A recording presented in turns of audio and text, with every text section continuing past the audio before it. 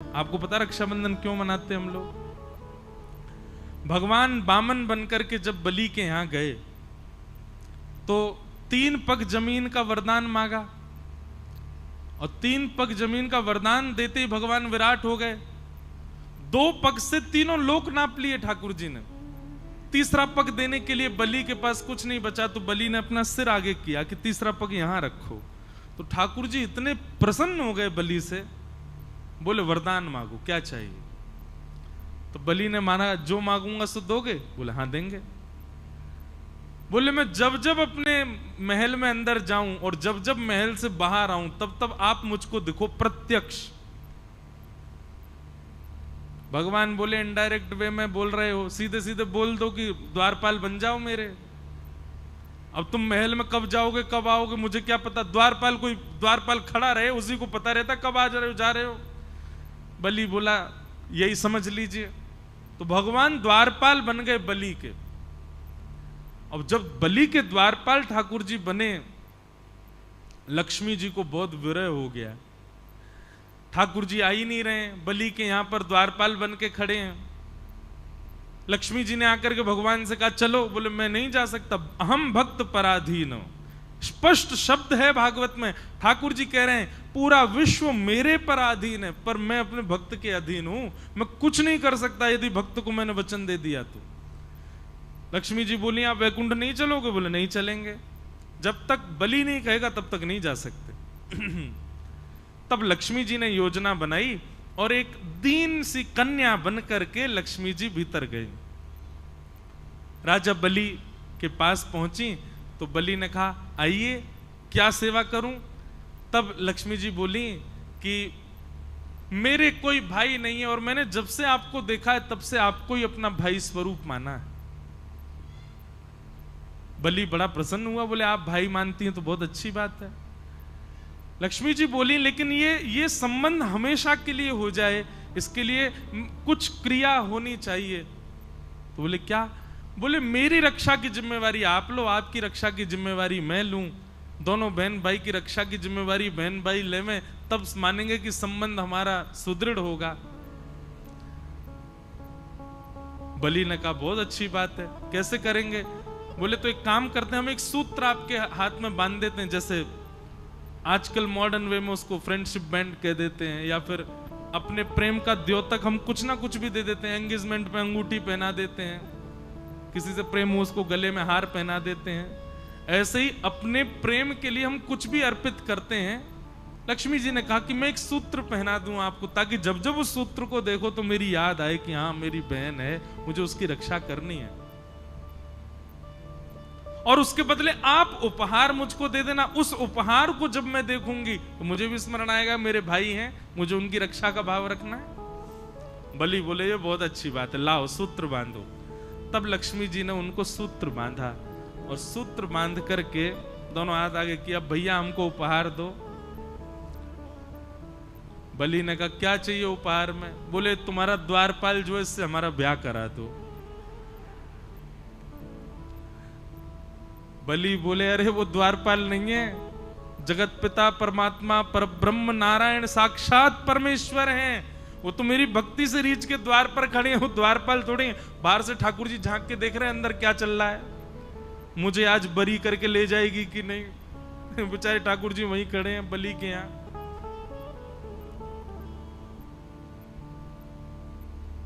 लक्ष्मी जी बोली भैया अब वही मांगा है तो वही चाहिए मुझे, आप मेरा ब्याह। अरे संभव ही नहीं है, उनका ब्याह केवल पराम्बा जगदम्बा लक्ष्मी से होता है, वो और किसी का वर्ण नहीं करते। ये कहते ही वो कन्या लक्ष्मी के रूप में प्रकट हो गई। बोले मैं लक्ष्मी ही हूं, आपने लक्ष्मी के हाथों से सूत्र धारण करवाया है, मैं आपकी सदा के लिए बहन हो गई हूं।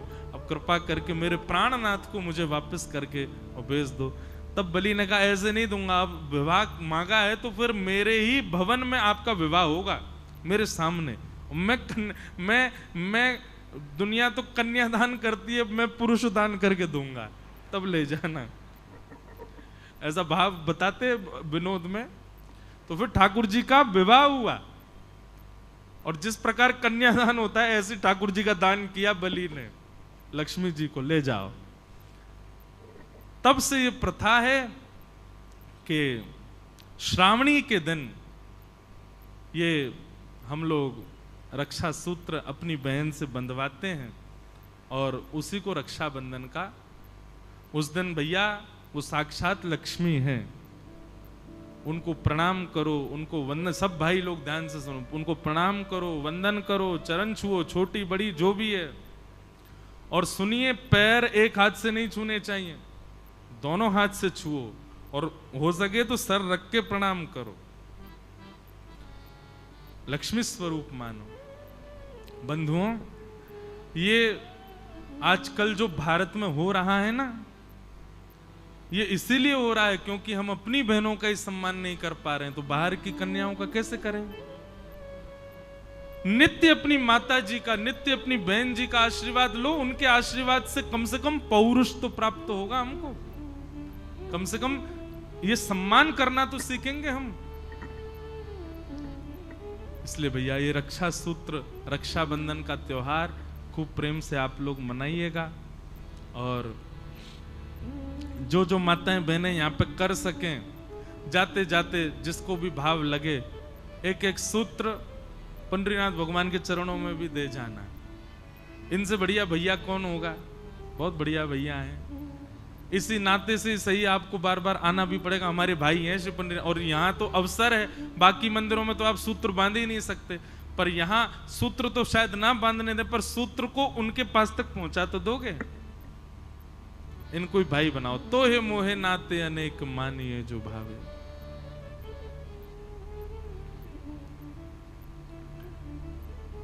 भगवान का विवाह रुक्मणी जी के साथ हुआ। रुक्मणी जी साक्षात लक्ष्मी। लोग कहते हैं राधा रानी से क्यों नहीं हुआ? राधा रानी से विवाह हुआ ठाकुर जी का।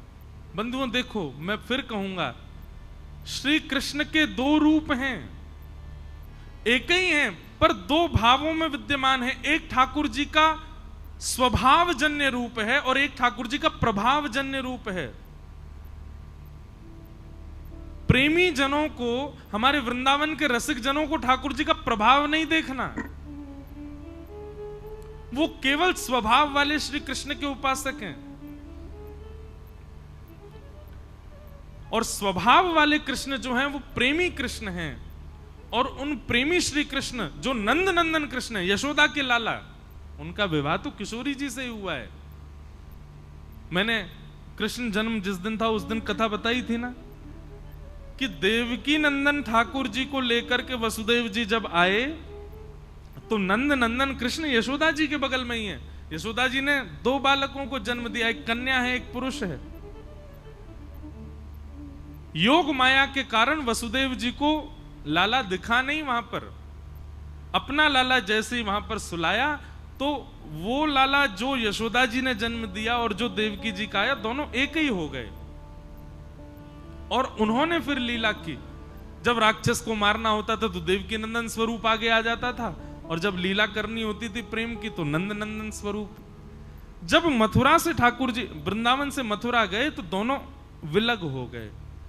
देवकी नंदन ठाकुर जी आगे की यात्रा पर गए, नंद नंदन तो वृंदावन में रह गए। वो सदा किशोरी जी के ही हैं। देवकी नंदन ठाकुर जी, उनका विवाह रुक्मणी जी से हुआ। अभी बहुत लोगों को ये कॉम्प्लिकेटेड लग सकती है बात। अब उसके आपके जो मन में असमंजस है उसके निराधान के लिए तो वृंदावन आना पड़ेगा, वृंदावन में रहना पड़ेगा, वहां के रसिक जनों की बातें सुननी पड़ेंगी। और नहीं तो हम आमंत्रण करें 29, 30, 31, 1, 2, 29 अगस्त से 2 सितंबर तक हम वृंदावन में कृष्ण लीला पर 5 दिन चर्चा करेंगे। वहां इसका और विस्तार से प्रवचन करेंगे, वो सुनना अगर आ सको वृंदावन तो। 5 दिन केवल ब्रज लीला कृष्ण लीला रहेगी, तब हम और विस्तार से बताएंगे। तो नंद नंदन श्री कृष्ण का विवाह तो किशोरी जी से ही हुआ, देवकी नंदन ठाकुर जी का विवाह रुक्मणी जी से हुआ। ये एक बात। दूसरी बात, किशोरी जी ठाकुर जी से विलग नहीं है। किशोरी जी कौन है? ठाकुर जी की ही आह्लादनीय शक्ति है। अपनी शक्ति का, अपनी शक्ति से प्रेम किया जा सकता है। अपनी शक्ति को स्वीकार किया जा सकता है, पर विवाह तो उससे किया जाता है जो हमसे विलग हो, जो हमसे अलग हो। किशोरी जी अलग नहीं है ठाकुर जी से। कृष्ण प्रेममयी राधा, राधा प्रेममयो हरि, जीवने निधने नित्यम, राधा कृष्णौ गतिर्मम। कृष्ण चित्तस्थिता राधा, राधा चित्तस्थितो हरि, जीवने निधने नित्यं, राधा कृष्णौ गतिर्मम, राधा कृष्णौ गतिर्मम। कृष्ण प्राणमयी राधा, राधा प्राणमयो हरि, जीवने निधने नित्यं, राधा कृष्णौ गतिर्मम। जैसे मैं और मेरी आत्मा अभी एक हैं, पर श्वास रुक जाने पर वो आत्मा अलग हो जाएगी। ठीक वैसे ही किशोरी जी ठाकुर जी की आत्मा हैं। लीला संवरण के लिए वे दो रूप धारण करके विचरण कर रहे हैं, नहीं तो किशोरी जी अलग नहीं है, ठाकुर जी में ही है। एक प्रकार से ऐसा कह दूं तो कोई अतिशयोक्ति नहीं। रुक्मणी जी का विवाह कृष्ण से हुआ, रुक्मणी जी का विवाह किशोरी जी से भी हुआ है। किशोरी जी और कृष्ण दोनों सम्मिलित रुक्मणी जी के वर्ण करता है। ये बड़ा गूढ़ मूल रहस्य है, इसको समझना बहुत ऊंचे स्थिति की बात है, पर यह वास्तविकता है। किशोरी जी अलग नहीं है ठाकुर जी से, वो प्राण हैं, और प्राण तो सदा अंदर ही रहते हैं, चित्त में ही रहते हैं। और सबसे बड़ी बात, विवाह उससे किया जाता जो आपसे अलग है, विचारों में अलग, देह में अलग, आत्मा में अलग, सब चीज में आपसे अलग है। अलग वस्तु को स्वीकार किया जाता है, पर जो अपनी है उसको थोड़ी स्वीकार करते हैं। इसलिए प्रकट भागवत में विवाह का वर्णन नहीं, पर गर्ग संहिता आदि ग्रंथों में किशोरी जी से ठाकुर जी का विवाह हुआ, ब्रह्मा जी ने कराया, बांडीर वन में कराया, खूब आनंद से कराया, उसकी पूरी कथा आती है।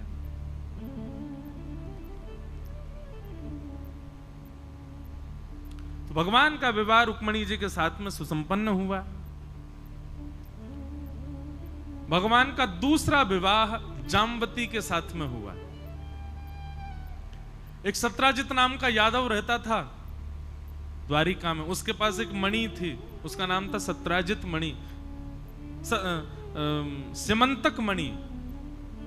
सिमंतक मणि की योग्यता थी कि वो हजारों किलो सोना, उसकी 6-7 घंटे पूजा करो तो हजारों किलो सोना आता था उस मणि की कृपा से घर में पर दिन। भगवान को जब ये बात पता चली तो भगवान बोले, अकेला आदमी इतने सोने का क्या करेगा? तो भगवान ने जाकर के एक प्रस्ताव रखा, सत्राजित से कहा, मणि तुम द्वारिका के कार्यालय में दे दो, इससे जितना भी धन होगा उससे हम द्वारिका के लोगों का कर क्षमा कर देंगे, टैक्स फ्री कर देंगे द्वारिका को। द्वारिका में फिर जो कुछ भी होगा उसी धन से होगा। और रही बात तुम्हारी मणि है तो तुम जितना कहोगे हम तुमको उतना दे दिया करेंगे। भगवान की बात भी सही थी, लेकिन सत्राजित बोला कि नहीं, मेरी मणि है, जितना धन आएगा सब मेरा है, मैं किसी को नहीं दूंगा। भगवान बोले, एक बार ही आग्रह करना चाहिए, चाहे भाई से करो, चाहे मित्र से करो, चाहे बच्चों से करो, चाहे पत्नी से करो, आग्रह केवल एक बार करो, 2 बार नहीं। भगवान ने एक बार आग्रह किया, सत्राजित ने नहीं मानी बात, ठाकुर जी चले गए। लेकिन वही बात है, कई बार समय ऐसा हो जाता है कि आपने कोई गड़बड़ी नहीं करी, लेकिन फिर भी समय की वजह से सारा आरोप आपके ऊपर आ जाता है।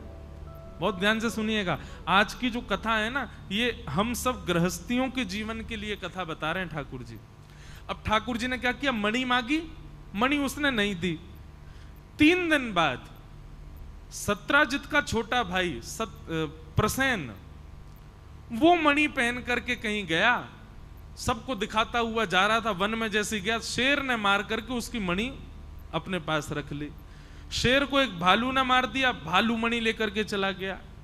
5 दिन तक प्रसेन लौट करके नहीं आया तो 17 ने भगवान पर आरोप लगा दिया कि ये मणि मांगने आए थे, मैंने देने से मना कर दिया, तो मेरे भाई को इन्होंने बंदी बना करके मणि चुरा ली।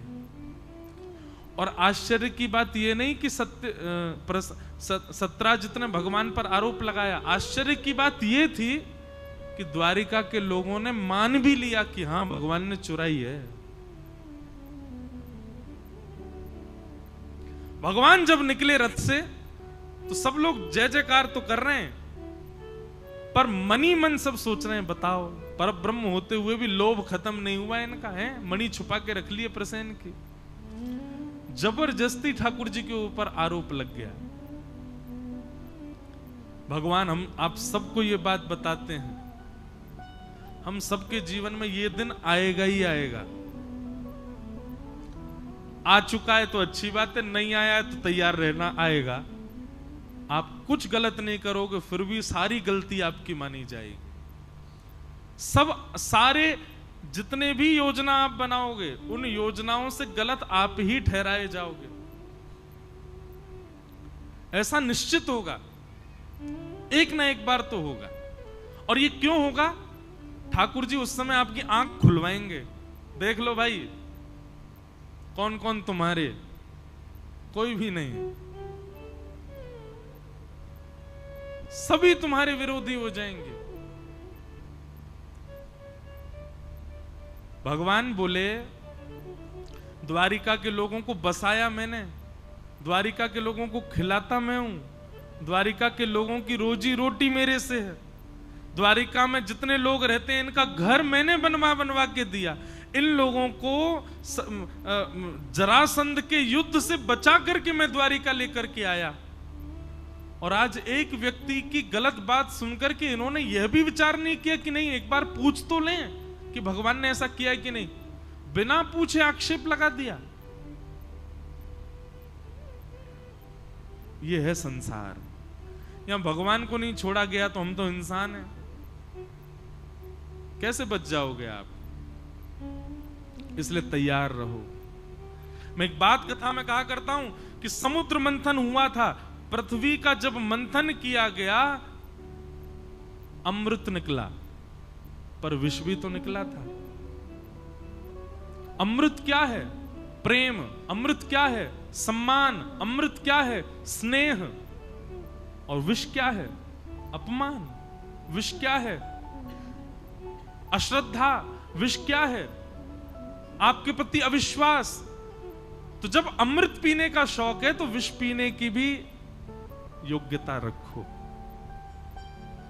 आज बहुत सम्मान यदि मुझे मिल रहा है तो मैं इस बात के लिए भी तैयार हूं कि कल को असम्मान भी हो सकता है।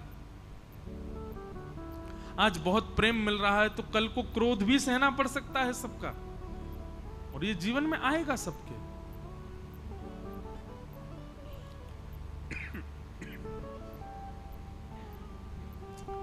तो इस प्रकार भगवान पर आक्षेप लगा दिया। भगवान स्वयं मणि ढूंढने के लिए गए, जंगल में गए तो शेर मरा हुआ मिला, मणि उसके पास नहीं मिली। आगे भालू मरा हुआ मिला, मणि उसके पास, आगे शेर मरा हुआ मिला, प्रसेन मरा हुआ मिला, लेकिन मणि उनके पास नहीं मिली। भालू के चरण चिन्हों के पीछे ठाकुर जी जब गए तो एक गुफा में पहुंचे, वहां मणि मिल गई। ठाकुर जी ने उठाई तो भालू ने आक्रमण किया। 18 दिन तक युद्ध करने के बाद भालू की नस नस ढीली हो गई। वो कोई भालू नहीं था सामान्य, साक्षात जामवंत जी थे।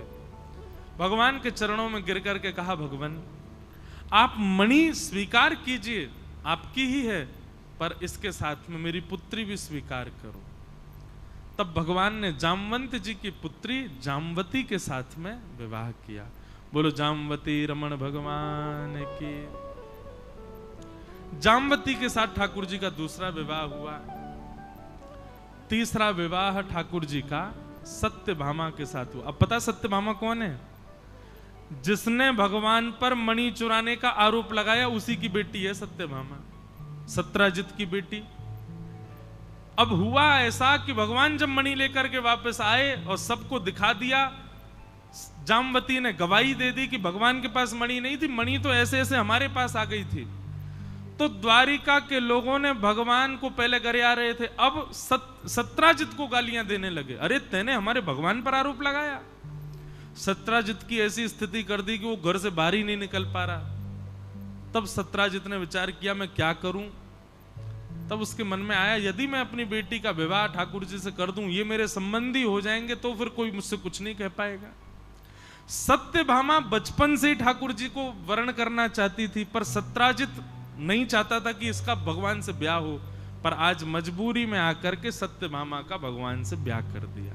बोलो सत्यभामा रमण भगवान की, रुक्मणी रमण, जाम्बती रमण, सत्यभामा रमण,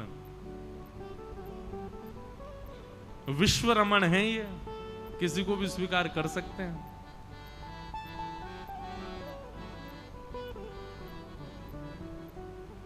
चौथा ब्याह ठाकुर जी का हुआ। श्याम सुंदर श्री यमुने महारानी की जय। श्री यमुना जी के साथ ठाकुर जी का चौथा ब्याह हुआ।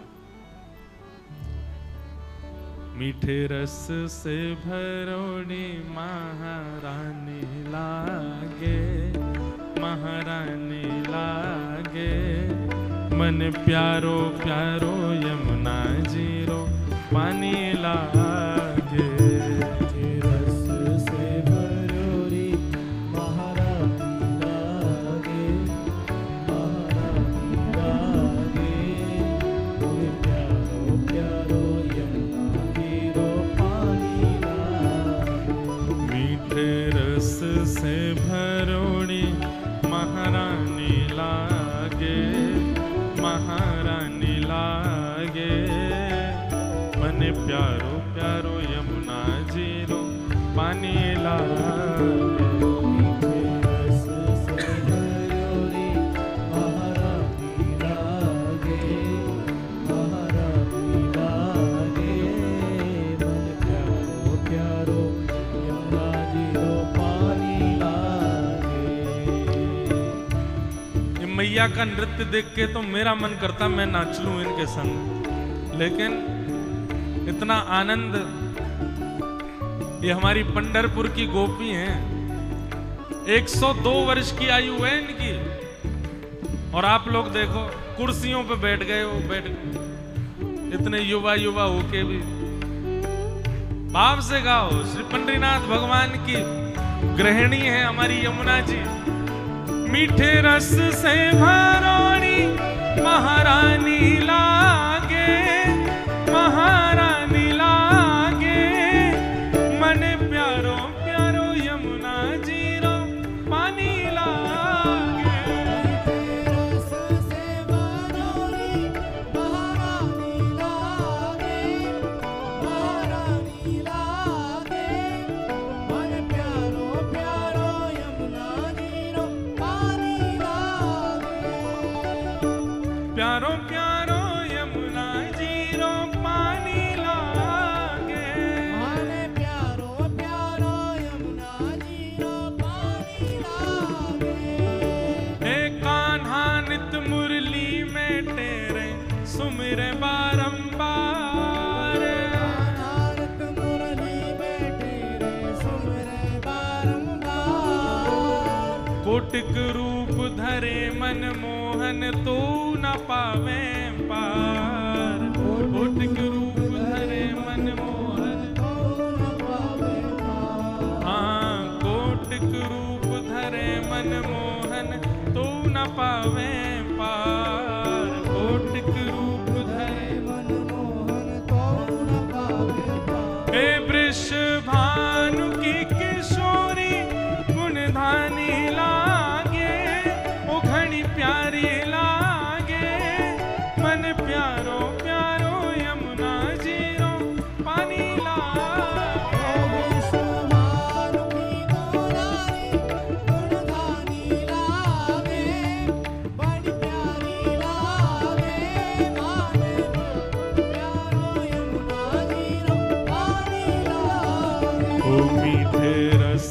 से भरोड़ी राधा रानी लागे, महारानी लागे, मोहे प्यारो प्यारो यमुना जीरो पानी लागे। से भरोरी महारानी लागे, महारानी लागे, माने प्यारो प्यारो श्याम सुंदर श्री यमुना मैया की।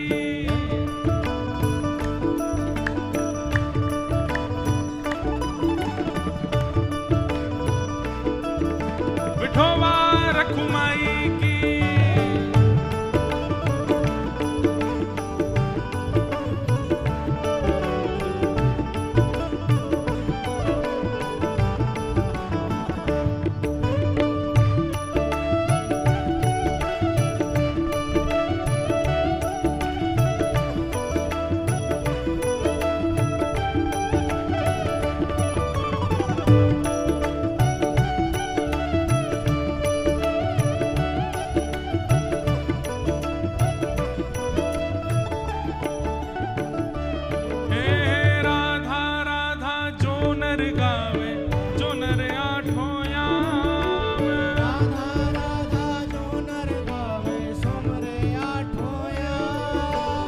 राधा राधा जो कोई गावे निस दिन आठों याम।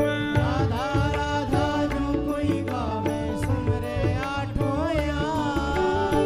उनकी बाधा दूर करे श्री राधा राधा नाम। उनकी बाधा दूर करे श्री राधा राधा नाम। हाँ, इनकी बाधा दूर करे श्री राधा राधा नाम। इनकी बाधा दूर करे श्री राधा राधा नाम। राधा नाम में सफल जिंदगानी लागे, जिंदगानी लागे। अरे प्यारो प्यारो यमुना जीरा पानी लागे, मीठे रस से भरोरी महारानी लागे, महारानी लागे। अरे प्यारो प्यारो यमुना जीरा पानी लागे। जय राधे राधे। जय राधे राधे, जय राधे राधे, वृषभानु दुलारी, जय राधे राधे, वृषभानु दुलारी, जय राधे राधे, श्री कृष्ण पियारी। जय राधे राधे, प्यारी वृषभानु दुलारी, जय राधे राधे, कीरत सुत प्यारी। जय राधे राधे, जय जय राधे राधे। जय राधे राधे, जय राधे राधे। जय राधे राधे, जय राधे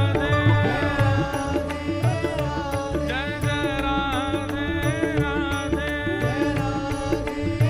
जय जय राधे राधे। जय जय राधे राधे। सब प्रेम से गाओ, सब भाव से गाओ। हमारा परम सौभाग्य झालरिया मठ डीडवाना के पंडरपुर लक्ष्मण बाग से महाराज जी के प्रतिनिधि श्री योगेश शर्मा जी पधारे। आपको बारंबार वंदन। संत जनों का आगमन कथा में होता ही रहा, मानो संतों के स्वरूप में साक्षात श्री पंडरीनाथ भगवान ही आ रहे थे। विठ्ठल विठ्ठल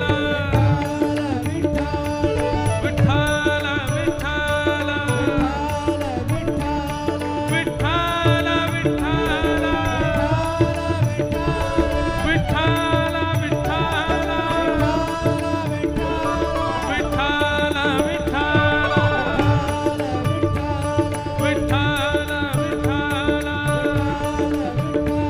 विठ्ठल विठ्ठल विठ्ठल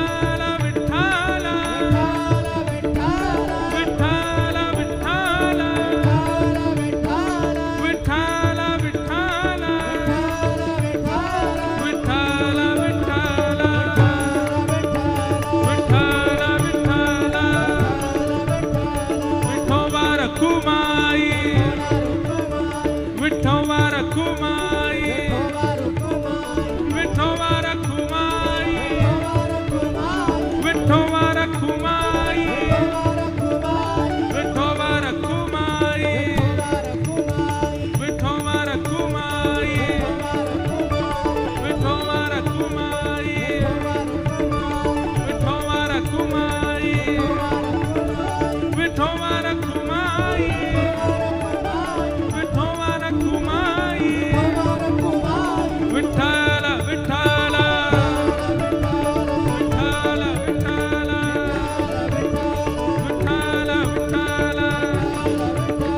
विठ्ठल विठ्ठल विठ्ठल विठ्ठल विठ्ठल बोला पुंडलिक वरदे हरि विठ्ठल श्री ज्ञानदेव तुकाराम श्री पंडरीनाथ भगवान की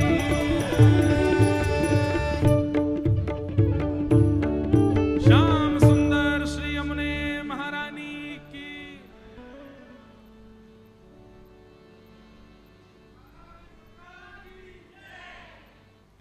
बोलो यमुना रमण भगवान की। भगवान का विवाह श्री यमुना जी के साथ में सुसंपन्न हुआ। इस प्रकार भगवान के अष्टधा प्रकृति के साथ में विवाह हुए। पृथ्वी जल अग्नि वायु आकाश, ये 8 प्रकृति ही भगवान की 8 पत्नियां हैं प्रमुख। बहुत सावधानी से बहुत ध्यान से सुनिए। पृथ्वी जल अग्नि वायु आकाश, ये बाहर की 5 प्रकृतियां हैं हमारी, और मन बुद्धि और अहंकार ये 3 भीतर की प्रकृति है। वैसे तो भीतर भी 4 प्रकृति हैं, मन बुद्धि चित्त अहंकार अंतःकरण चतुष्टय, पर चित्त नाम की प्रकृति जो है वो साक्षात भगवान ही है। इसलिए बची हुई 3 भीतर की प्रकृति और बाहर की 5 हुई 8। ये 8 भगवान की पटरानियां हैं। बहुत सावधानी से सुनिए सब लोग। भगवान ने किसी स्त्री विशेष से ब्याह नहीं किया है।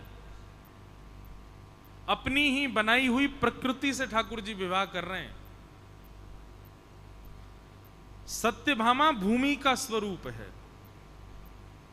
रुक्मणी जी अग्नि का स्वरूप है, कालिंदी यमुना जल का स्वरूप है, मित्रविंदा वायु का स्वरूप है, लक्ष्मणा आकाश का स्वरूप है। इस प्रकार भगवान ने अपनी 5 बाहर की प्रकृतियों से ब्याह किया और भीतर की 4 मन बुद्धि अहंकार। इस प्रकार 8 मुख्य ब्याह हुए भगवान के।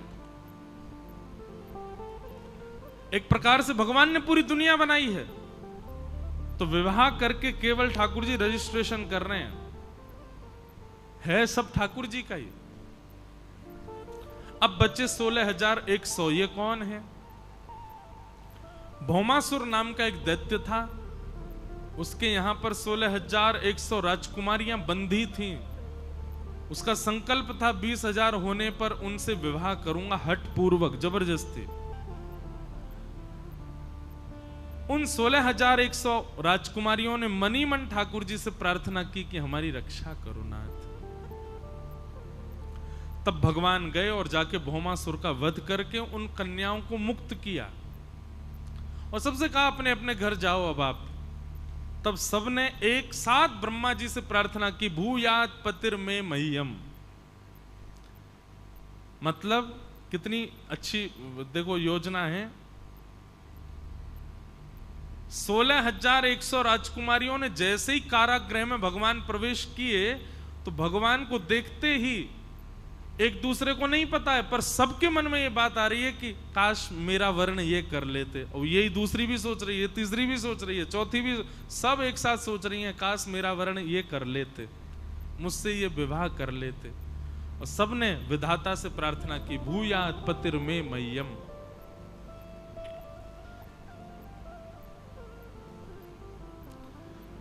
तब ठाकुर जी ने पहले तो प्रस्ताव दिया कि आप सब अपने घर जाओ। राजकुमारियों ने कहा, नाथ एक बड़ी विडंबना है संसार की। अभी हम एक राजा के यहां बंदी हो चुकी हैं, हम घर चली भी गई तो लोगों की दृष्टि नहीं बदलेगी हमारे प्रति, और हमसे कोई विवाह भी नहीं करेगा, और विवाह नहीं करेगा तो कहीं घर के लोगों को हम बाहर ना लगें। तो इससे अच्छा तो हमको एक ही रास्ता दिखाई देता है कि हम अपने प्राण त्याग दें। अब जीवित रह के हम करें क्या?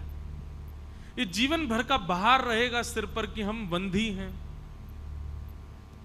ठाकुर जी बोले, नहीं, एक और मार्ग है आप सबके पास। क्या? आप सब द्वारिका चलो, हमारे आश्रय में रहो।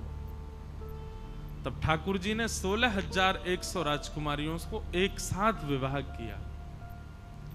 ये 16,100 राजकुमारियां कौन हैं?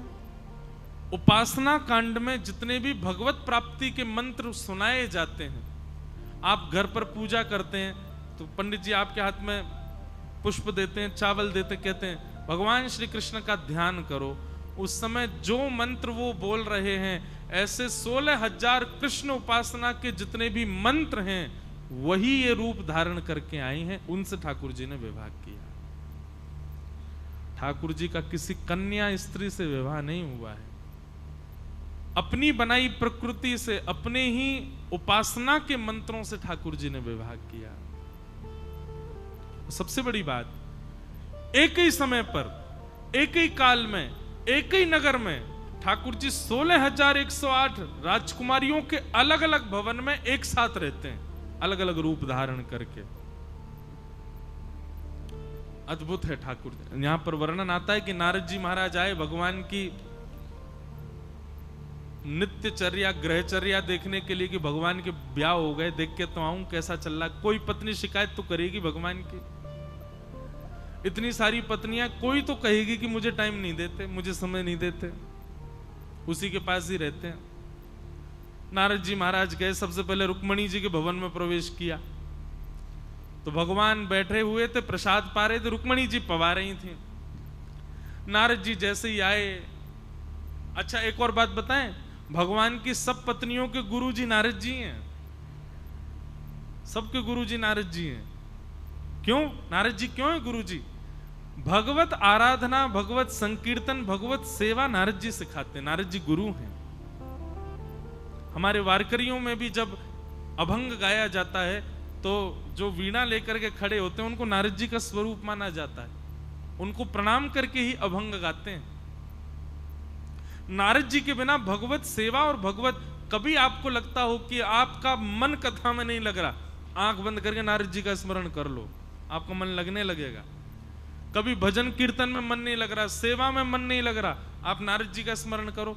पर हां, जैसा टीवियों में देखा वैसा स्मरण मत करना, नारायण नारायण, वो नहीं है नारद जी। उनको तो ऐसा दिखा दिया कि सब देख के उनको हंसते हैं। नारद, जिनकी बात को भगवान भी कभी रद्द नहीं कर सकते, उनका नाम है नारद। यह तो एक सामान्य अर्थ है।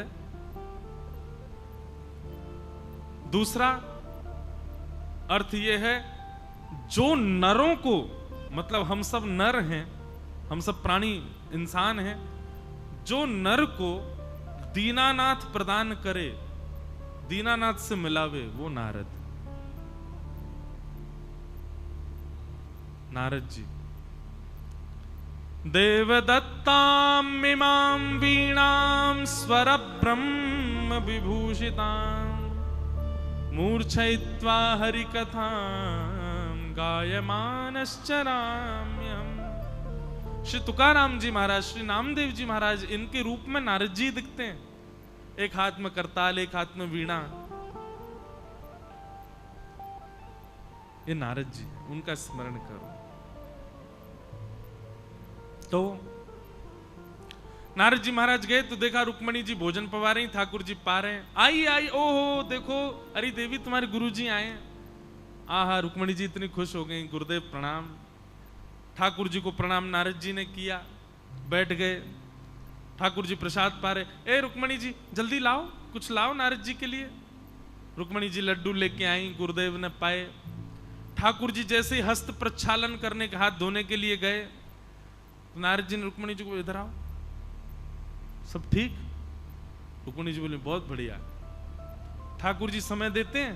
बोले पूरे दिन यहीं तो बैठे रहते हैं, मैं तो कहती हूँ जाया करो, जाते ही नहीं, बस अपनी सभा में जाते हैं, द्वारिका भ्रमण को जाते हैं, बाकी पूरे दिन मेरे पास ही रहते हैं। अब मुझे तो बड़ी पीड़ा होती है कि सत्यभामा जामवती सब प्रतीक्षा करती होंगी, जाते ही नहीं वहां पे।